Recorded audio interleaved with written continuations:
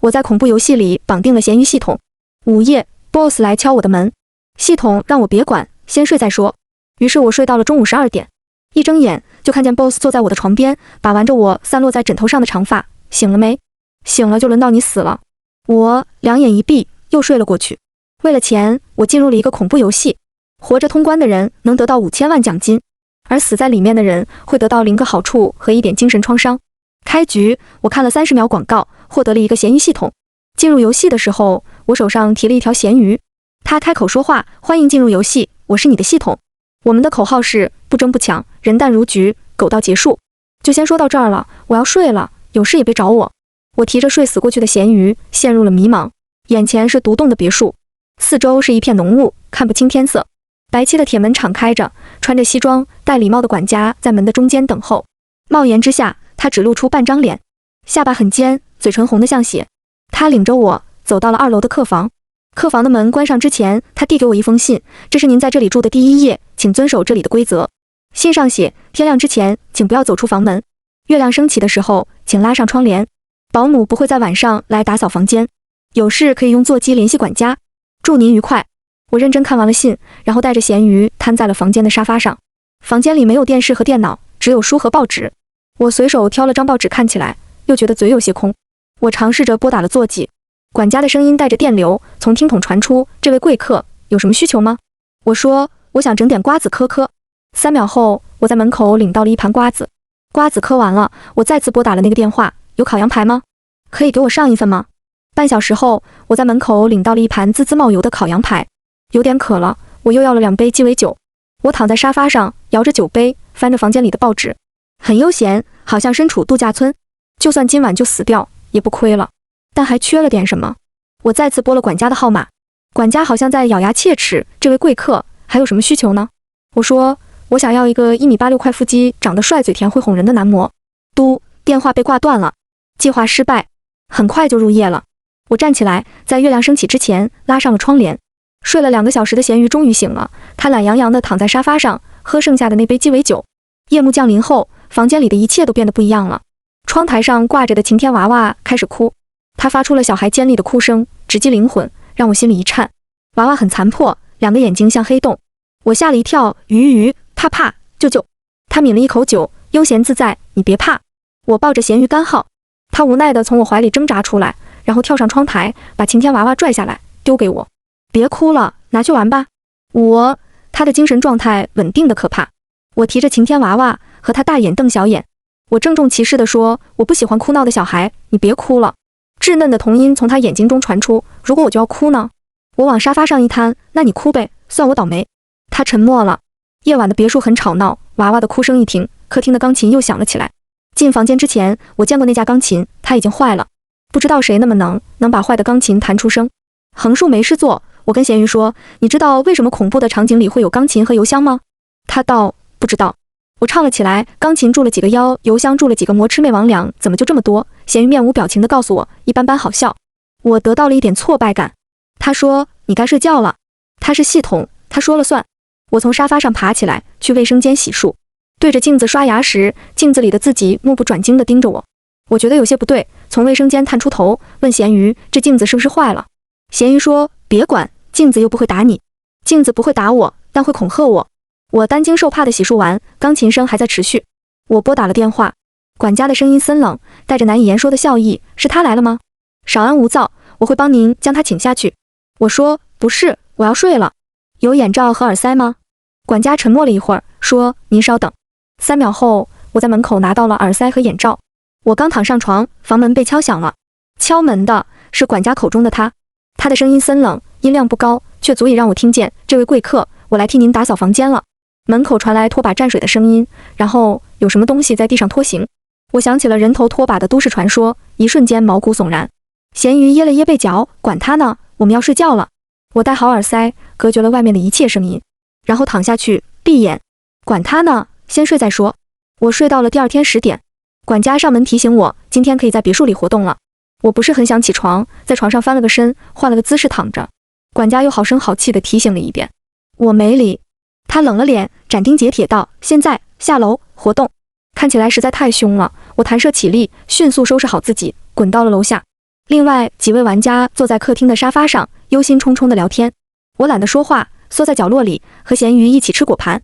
茶几上摆着一个相框，照片中的青年穿着黑色的大衣，肤色冷白，精致的眉眼间带着一丝阴郁。我多看了一眼，他的唇边好像带着若有若无的笑意。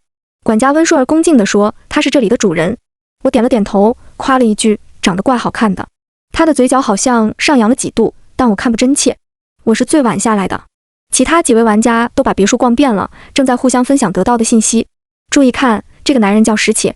他把泛黄的纸条摊开，上面有钢笔的字迹：“今晚来娶你们。”他说：“这色鬼想的也太美了吧，一次娶这么多，还男女不忌。”不知道是不是错觉，照片里的青年皱了皱眉，露出嫌弃的神色。这次没看错，我可以肯定，照片里的人是活的。另一个玩家接过那张皱巴巴的纸条，将它彻底展开，完整的句子显露出来：“今晚来取你们狗命。”石且发出了尖锐的报名声。看样子他不纯。他对大家的反应似乎很满意，颇为愉悦地弯了弯眼。我插了一块芒果放进嘴里嚼嚼嚼。如果今晚就要死了，那还是保持心情愉悦，多吃点吧。大家开始在客厅开小会了。听说这场游戏里有2个幸运的人抽中了系统，能不能用系统躲开 BOSS 的追杀？我想了想，我的咸鱼系统大概是没什么用的，于是我没参加讨论，还让管家去给我炒了几个菜。一个娇小可爱的女生说，我抽到的是酸菜鱼系统。大家凑过去问她，这个系统有什么技能？她捏了捏衣角，又酸又菜又多余。沉默，沉默是今天的酸菜鱼。我挨着茶几吃饭，他们把人挨个问遍了，最后所有人目光映向我，问我拿到的系统是什么。我看看咸鱼说，我是阳光开朗大咸鱼。那这个咸鱼系统有什么技能呢？我想了想，又咸又多余，倒也没有很多余，吃饭睡觉的时候不多余。几位玩家抱着头，发出了走投无路的哀嚎。其实也不是走投无路，大家还有死路一条。我用汤匙往碗里舀着汤，汤汁不小心溅到了相框上。他的脸色一变，我左顾右盼，趁人不备，拿起相框，用指尖快速地把上面的油滴擦去。为什么他的脸越擦越红？大家没讨论出什么结果。很快，黄昏降临，管家优雅地站在一边，示意我们上楼睡觉。每个人都步伐沉重，像是去见阎王。没有人知道今晚会面对什么。要是干脆的死掉，直接退出游戏还好，被下一通再死，那真是要留下心理阴影了。我走到了管家面前，他面无表情：“你又有什么事？”“什么叫又？”我反思了一下，我很烦吗？我都要死了，要求多一点怎么了？我说我想喝热牛奶。他咬牙切齿：“好，待会儿给您送去。”夜幕降临，我喝了些管家送来的热牛奶，还给咸鱼留了半杯。坐在房间里，突然听见了3长1短的敲门声。咸鱼打了个哈欠，他来的真不是时候，我们要睡觉了。我想了想，那我们还要开门吗？咸鱼拉起被子，盖上了鱼体，别管，我们先睡。我点了点头，盖上被子，安详地闭上了眼。这张床是真舒服啊，2米宽的大床，加上蓬松带着阳光气味的鹅绒被，我陷进柔软的床垫里，一夜好梦。中午12点，我睡醒了，一睁眼，照片中的人此刻就在我枕边。他单手支着头，另一只手轻飘飘地挑起我一缕头发，那双透露着危险的眼睛微微眯着，像2弯月牙。醒了，我揉了揉眼睛，悄悄把眼屎擦掉。你趁人睡觉碰人头发，这很没有边界感。他说，你住我家，睡我的床，这很没有边界感。我瘫在床上，像热锅上的煎饼，危险，还任人宰割。那怎么办？你还能杀了我？他点了点头，对，能杀了你。游戏 BOSS 就是了不起呀。我2眼一闭，用被子蒙住了脑袋。他扯开我的被子，语调懒洋洋的，起来，醒了就到你死了。好吧，我躺平等死。为了方便他杀，我还把最脆弱的脖梗露出来了。他说，你看起来不怕死。那当然，游戏里死又不是真死。我道，快动手吧，我好开下一把。他神色恹恹，看样子是对杀我这事失去了兴趣。一阵黑雾卷过，他消失在了我的视线里。咸鱼把我喊醒了，又一次睁眼时，我才意识到刚刚是梦中梦。我在枕边摸到了一张薄薄的照片，照片已经泛黄了，还有些模糊。相纸的背后，他用钢笔写了2个字：油艳。字迹潦草，却可以看出笔力遒劲。咸鱼看了一眼，波澜不惊道：“是他来过了。”我捧着照片，喃喃道：“这是送我签名照吗？”他好自恋啊。咸鱼，你要这么想也可以吧。他坐在床上伸了个懒腰，然后爬起来，自己跳进洗手池里洗漱。我简单收拾了一下，就下楼了。客厅里坐着的几位玩家都面如死灰，看样子是受了不小的惊吓。我下意识地点了点人数，点完了才想起来，我人都没认全，根本不知道死了哪几个，还是躺平算了。我坐在角落的沙发上，管家单手背在身后，面无表情，像个随时待命的 NPC。我对手指，可以给我上一份水果捞吗？管家差点对我翻了个白眼。他走了过去，又走了回来，把玻璃碗往我面前一放，怨气比鬼还大。其他玩家在交流昨晚的经历。我靠着靠枕，吃着水果，和咸鱼一起研究那张照片。咸鱼说他三庭五眼很标准，是个帅哥。我点了点头，这双丹凤眼很有韵味。我和咸鱼吹了一通彩虹屁。照片里尤燕的嘴角都压不住了，看不出来 boss 还挺爱听别人夸他。我继续道，但是帅哥照片有什么用呢？咸鱼不知道，老师讲的时候我没听。我满脸不可置信，系统总部怎么敢放你出来工作的？无所谓，死玩家不死我。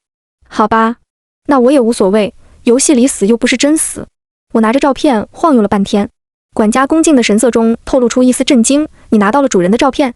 我点了点头，这意味着什么呢？意味着照片被你拿到了。管家清了清嗓子道，意味着你获得了主人的眷顾，拥有一些别人没有的特权。能不能不要叫他主人？这很像一种奇怪的 play。那这特权是什么呢？他露出一个神秘的微笑，你到时候就知道了。好像什么都说了，又确实什么都没说。下午，管家给每个人都发了一张请帖，黑底烫银，看着很不吉利，大家都一副要死了的表情。我打开请帖一看，一长段的文字文绉绉的，读起来还有点绕，概括起来就是6个字：3点，花园，看花。石且膝盖一软，发出了绝望的声音，可以不去吗？管家冷冷道，没有人可以拒绝主人的邀请。咸鱼往沙发上一躺，那我不去了，我不是人。我也一躺，那我也。管家的拳头硬了，我又站了起来，硬着头皮跟大家一起走了下去。花园很大，里面种的最多的是玫瑰，花色红得像能滴血。尤燕伫立着，还是穿着那件长长的黑色风衣，戴了一副手套，正在修剪花枝。本来是一副岁月静好的模样，但她的脚边是一个人头，五官有些眼熟，好像是我昨天见到的人。有人转身就跑，却被肆意生长的花枝拦住了，双脚被玫瑰的刺刺到鲜血淋漓，干呕声此起彼伏。他转过头，狭长的眼里瞳孔黑如点墨。花匠在把那些断枝做成花泥，他明明能自己悄悄把尸体处理完的，却还要喊我们过来一起看。酸菜鱼女生已经吓哭了，连句完整的话都说不出来。我反复告诉自己，都是游戏而已，这只是一张比较惊悚的 CG。尤燕折了一支玫瑰，随手递过去，给一个吓呆了的玩家看。我种的花好看吗？好看。那送你了。他微微一笑，把花枝插进了他的脖子里。石且再次发出了尖锐的报鸣，然后他又折了一枝花，向我走了过来，那双眼睛迎着笑意。他语气轻松，像寒暄一般。又见面了，这次你真的要死了。好强的压迫感，我又准备死了。死前，我想了想，问出了一个问题：你为什么总是穿黑色的大衣？我好奇很久了，每一张照片上他都是这么穿的。他淡淡道：因为黑色沾了血不明显。所以你都不洗沾血的大衣吗？我是纸片人，洗什么衣服？我笑出了声，那就是不洗喽。我压了压嘴角，这该死的低笑点。他深深地看了我一眼，把手上的玫瑰花丢下，转头就走。不杀了吗？那我下次再死。尤燕走了，但我们进来的路都被玫瑰花给堵死了。横生的花枝挡在眼前，浓密的香气与血腥味混合。今天可能要吃不下晚饭了。旁边的玩家刚死，身体已经僵硬了，花枝疯狂地缠上去，将它吞噬殆尽。想到办法了，我看向酸菜鱼，你有什么技能吗？他说随时随地变出一碗酸菜鱼。我一脸认真，变一碗。他在外套的口袋里掏，捧出了一碗酸菜鱼。我捧起碗，喝了一口汤。石且不是，你看着尸体还能吃得下？吃不下，只是浅浅尝一下味道，有点酸，回去让管家做个没那么酸的版本。我把剩下的汤对着花根倒了下去。玫瑰吃不了酸菜鱼，极具枯萎。花枝落地，碎成了一捧灰。路又被空了出来。管家在花园的门口候着，看见玫瑰枯萎后，倒吸一口凉气。你怎么敢这么对主人的玫瑰？我说，那能怎么办？你也杀了我，总不能让大家都死里边吧？他握着拳头，骨头都嘎嘣响。我道，晚上可以吃酸菜鱼吗？他几乎是咬着牙，挤出了2个字，可以。我走回客厅，咸鱼正瘫在沙发上听收音机里的音乐，摇头晃脑，非常悠闲。我把他拎了起来，顺手拿起留在他身边的照片，走吧，去吃晚饭。那张照片有了变化，他换了一件衣服，现在是黑衬衫版本。我摸了摸下巴，这件好看，很禁欲。他的唇角动了动，我知道他又听见了。见过了血腥的场面，大家都没什么胃口。在餐厅吃饭的只有我和咸鱼。今晚的酸菜鱼味道很好，只是咸鱼吃不下。他推开了碗，给我整点别的吃。本是同根生，相煎何太急。那好吧。我在餐厅里也找到了座机，电话那头传来管家的怒吼：“都照你的要求做了，你还有什么事？”我弱弱道：“我的鱼想吃点别的。”他一下就挂了电话。下一刻，出现在餐厅附近的厨房，冷着脸抡锅铲。我道：“这活不应该厨师干嘛？”他说：“游戏还在测试阶段，厨师还没有时装。”好吧，怪不得他会这么烦我。和咸鱼吃饱喝足，我拎着他回到了楼上房间里，手中的照片有点难处理，不知道该放哪儿。我想了想，翻出了胶水，把照片贴在门口，辟邪。就冲这张别墅主人的脸，其他诡异也不会来敲门了吧？我和咸鱼玩了一晚上剪刀石头布，赢了一晚上。因为咸鱼只会初步。躺在床上时，我在枕边看见了熟悉的照片，他皱着眉，看起来很不高兴。我把照片翻过去，果然在他背后看见了胶水的痕迹。我沉默了，跑下来费了老大劲吧。我把它放在床头柜上，供好。刚躺下，门响了。我没准备开门，但咸鱼推了我一把：“你去管管，他可能要破门而入了。”事态有点严重了。我在门被砸开之前打开了门，成功防止他破门而入。下午看到的花匠满身泥土，站在门口，手上举着铁锹，眼睛通红，是你毁了园子里的花。我举起了油艳的照片，花匠把铁锹藏在身后，干巴巴地笑了2声，玫瑰太多，果然有些单调，你很有创造力，这照片真好使。花匠走了，却留下来一地带着血腥味的土。我忍不了，再次打电话给管家，让他管管。睡前，我好像听见管家在骂花匠：“你惹他干嘛？你又不是不知道，保姆只管杀人，不管干活。你留下来的泥巴还得我处理。”第二天，房门口已经干干净净的了。管家站在楼梯口，对过路的玩家露出职业假笑。只是今天他累到直不起腰了，只能杵个手杖借力。我走到他面前，他面无表情：“你今天去后院摘点草吃得了。”我摇了摇头：“我不吃尸体养出来的菜。”他说：“主人一直都是把尸体丢花园的。”好吧，他现在这样子也抡不起锅铲了。我带着咸鱼去后院觅食，看见紫甘蓝，抓一把；看见樱桃番茄，摘一兜子。我鼓捣出了一碗蔬菜沙拉，将就着吃了。回到客厅时，幸存的玩家都在讨论，昨晚又死了几个人。即使我很迟钝，也看出来人明显变少了。酸菜鱼忧心忡忡，今天已经是第3天了，按照他杀人的速度来看，我们很难活过今晚了。石且懊恼地抓了一把自己的头发，到最后，除了心理阴影以外，什么都没得到。我抱着咸鱼，恳求他可以给点线索吗？他挠了一下头，线索吗 ？Boss 是守着出口的，别的我上课没听。我决定主动去找尤燕，与其坐以待毙，不如主动找死。我拿出了照片，对着他问：“可以说说你现在在哪儿吗？”照片的背后浮现2个字：3楼。3楼是个还没有解锁的地点。站在2楼，往旋转楼梯上看，一片漆黑。管家找了一盏提灯，送我上去。他说游戏还在测试阶段，3楼还没装修完。可恶，半成品游戏都出来接客了。管家带着我在残破的木门前停下了。我礼貌性地敲了敲门，喊道：“尤燕。”管家面露不悦：“你怎么可以直呼主人的名字？那叫什么？主人。”我沉默了。门被一阵阴风吹开了。昏暗的房间里，他伶仃坐着，只留给我一个背影。今天穿的是黑色的西装外套，奇迹艳艳。我想了想，又喊了一声：“主人！”他的脊背都僵直了，露出的一截手腕上起了一层鸡皮疙瘩。我走进房间里，门突然被关上了。他又没有理我，而是伏案写字，红墨水在做旧的纸条上留下：“今晚就是你的死期。”一想到那些恐吓纸条都是 BOSS 在房间里偷偷写了，让管家带下去的，我就憋不住笑了。恐怖游戏是个巨大的草台班子，我的笑声在寂静的房间里过于明显了。他淡淡问道：“你来做什么？你知道游戏怎么通关吗？”尤燕转头瞥了我一眼，面无表情。你觉得我会把这事告诉你？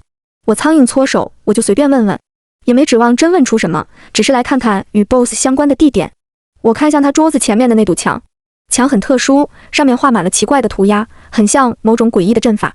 有些时候，看似没有路的地方才是真正的出口。我一头撞在了墙上，额头鼓起一个大包。尤燕没忍住，笑出了声：“大傻春，你跟别人不一样，千万不要把时间浪费在找出口上。”我捂着头，龇牙咧嘴，因为疼痛，眼角挤出生理泪水。他扣了几下桌子，3长1短。管家推门进来，把我领了出去。我捂着额角落泪：“医生时装了吗？”管家一脸麻木：“没有。”所以还是我给你包扎。他从犄角旮旯里翻出一个花开富贵的陶瓷罐，挖了少猪油给我，自己抹抹。好土的方子。我往肿胀的地方抹了些猪油，心理上感觉好些了。下楼后，这副模样把石且和酸菜鱼都吓了一跳。他对你动手了？我摇了摇头。是我先对他的墙动了手。他们长舒了一口气。酸菜鱼又问：“大家有什么新发现吗？”石且再次掏出了一张纸条，今晚就是你的死期。他哭丧着脸说，我这次是真完了。我想了想，我有一个办法，不知道你愿不愿意试试。入夜，石且坐在我房间的沙发上，咸鱼在一脸不情愿地给石且掏耳朵，因为人在掏耳朵的时候是不能被碰的。尤燕如约走进来时，石且的身子都抖成筛子了。咸鱼摁住他，别乱动。然后他抬头警告尤燕，你不能碰一个在掏耳朵的人。尤燕，他走过来，很自然地坐到我身边，翘起二郎腿，好整以暇地看咸鱼给石且掏耳朵。掏吧，等你掏完了，我再动手。石且瑟瑟发抖，咸鱼继续镇静地为他掏耳朵。他有意拖延，动作很慢。尤燕撑着下巴，观赏了1小时，终于忍不住气，皱了皱眉，那我先去杀隔壁那个。他站起身时，我直接倒反天罡，拽着他的衣摆，强行让他再坐会儿。尤燕，我说隔壁那个也不能杀。尤燕眸光冷然，为什么？你要是要杀他，我也要过去给他掏耳朵。我先杀了你。我靠在沙发的靠背上，又准备死了，但是尤燕又没有动手。你为什么不杀我？他道，我只爱杀恐惧中的人。看着别人站立，我追问为什么？你话好多。他顿了顿，这是我的设定。哦，我点了点头，转头就给隔壁房间打了个电话，告诉酸菜鱼这个信息。他有些意外，你居然会把这个消息告诉别人。之前的玩家都不会，因为游戏的奖金不止1份，别人活着也不会影响到我。半夜，石且困得撑不住，回房间休息了。我很久没有熬夜了，拽着咸鱼倒头就睡。尤燕似乎悄悄出门了，但我没注意。我照旧起得很晚，却发现今天的别墅格外寂静。我心觉不妙，推开了石且与酸菜鱼的房门，人都不见了，估计已经东一块西一块的进花园了。不应该啊！我进房间仔细地检查了一遍，在窗台上看见了那个熟悉的会哭的晴天娃娃，在床底下看见了2颗眼珠弹珠子，衣柜一开，有一件带血的白裙子，果然是被吓到了。我叹了口气，一回头，一张血淋淋的脸出现在眼前，我面无表情。尤燕随意地将人头一丢，只剩你了。她今天穿着黑色的冲锋衣，很有少年感，眼角微微上挑着，风采斐然。我看了她一眼，真心实意道，这件也很好看。她有些不自在地挪开眼神，警告我不要说和死无关的话。我微微一笑，牡丹花下死，做鬼也风流。因为尤燕不爱杀对生死无所谓的人，我们保持了一种微妙的平衡，互相打扰，但不打死。偌大的别墅里，只有我一个人要吃喝，管家每天都单独给我做饭，解决我各种奇怪的问题。某天，我看着他追着尤燕，大声哭嚎：“主人，你把他杀了吧，杀不了放走也行。”尤燕不为所动，他中午点了什么吃？管家，烧鹅。他道：“给我也上一份吧。”管家落下了2行清泪。尤燕每天都变着法子吓唬我。大晚上的，我打开水龙头，发现里面流出的是血。我面不改色地联系管家，告诉他水龙头可能生锈了。管家精疲力尽，别把我当 play 的一环了，求你们了。尤燕听取了管家的意见，选择了亲自来吓我。睡到半夜，我突然惊醒，而咸鱼睡得很沉，怎么都喊不醒。窗外月色惨白，有一个细长的人影吊在窗户上。尤燕今晚穿的是黑色长袍，像中世纪的神父，脸白的像纸，鲜红的舌头拉得老长，漆黑的眼睛快瞪出来了。我将她从头到脚扫了一眼，评价道：丑。尤燕破防了。他跳进房间，迅速变脸，将舌头和眼睛收了回去，声音清冷，带着一丝不悦：“你再看看。”我很困，打了个哈欠，敷衍道：“美。”尤燕狂掐我的人中，硬是把我弄清醒，听我夸他夸了一晚上。可恶！醒的时候，我在别墅里瞎逛，试图找到出去的线索。距离我刚开始进入游戏已经快过去半个月了，但3楼的装修却毫无进展。我问了管家这事，他说更新游戏要先把玩家踢出去。好，这很合理。在别墅里逛了很久，我发现了一件事：尤燕的照片无处不在，客厅的茶几上摆了，餐厅的墙上也挂了。无论在哪里与他说话，他总会有回应。照片里那双黑如点墨的眼睛是活的，像监控。我又一次对他的照片自言自语，告诉我出口好吗？好的。尤燕，我不。叛逆期持续的真久啊。我对他笑了一下，我好像找到一些有用的线索了。他这个人还怪礼貌的，回敬了我一个笑。与往常那种带着暗讽的笑不同，嘴角的弧度似乎都很柔和。这个发现我不敢和任何人说，怕别墅里的人听见。我连咸鱼都瞒着。他察觉到了一丝不对劲，跳到我的肩膀上，审问我：“你最近有事瞒着我？”我只跟他说了4个字：“事已密成。”他说：“你现在比我还冷静。不管是谁，在遭受了1个月的恐怖画面惊吓而没有发疯之后，都会变得更加冷静。”我照常哄着尤燕，夸她新换的黑衣服好看。然后晚上被穿着僵尸服的他打扰。我在别墅里转了几天，终于在一个无人居住的房间里找到了最大的相框。那张照片和尤燕本人一样高，放在那里让人分不清是照片还是真人。她穿着初见时的黑色大衣，身形颀长，鹤立着，眉眼精致，但比往常少几分阴郁。我小步向她跑去，她的眼睛一点点亮起，是这片黑暗中唯一的亮色。我冲进相框里，与她抱了满怀，只有一瞬间闻到她身上真实的木质香味。她似乎试图想将我搂紧，但下一秒，我的眼前呈现几个大字：通关成功。游戏的出口是 BOSS 守着的相框，我是最晚出来的。所有人都以为我只是在里面拖延时间时，我带着胜利的标志出现了。石且跟酸菜鱼目瞪口呆，最后悠悠说了一句：“奖金是你应得的。”我至今不知道尤燕对死者做过什么，其他玩家都用看勇士的目光看我。我挠了挠头，怪不好意思的。在拿到奖金之前，我填写了一份问卷。您对游戏 NPC 有什么建议吗？我填建议赶快时装厨师、保洁等 NPC， 减轻管家工作量。3楼也快点装修好。您对游戏 BOSS 有什么建议吗？我填给他多加几套别的颜色的衣服吧，天天穿着黑色。死气沉沉的。填完一面，我下意识地检查反面还有没有内容，结果看到了区别于印刷宋体的熟悉的字迹。您觉得我们下一次见面是什么时候呢？我汗流浃背了，甚至能想象出他写这个您字时阴阳怪气的样子。我想了想，写下等到奖金花完的时候吧。那就下一个版本再见吧。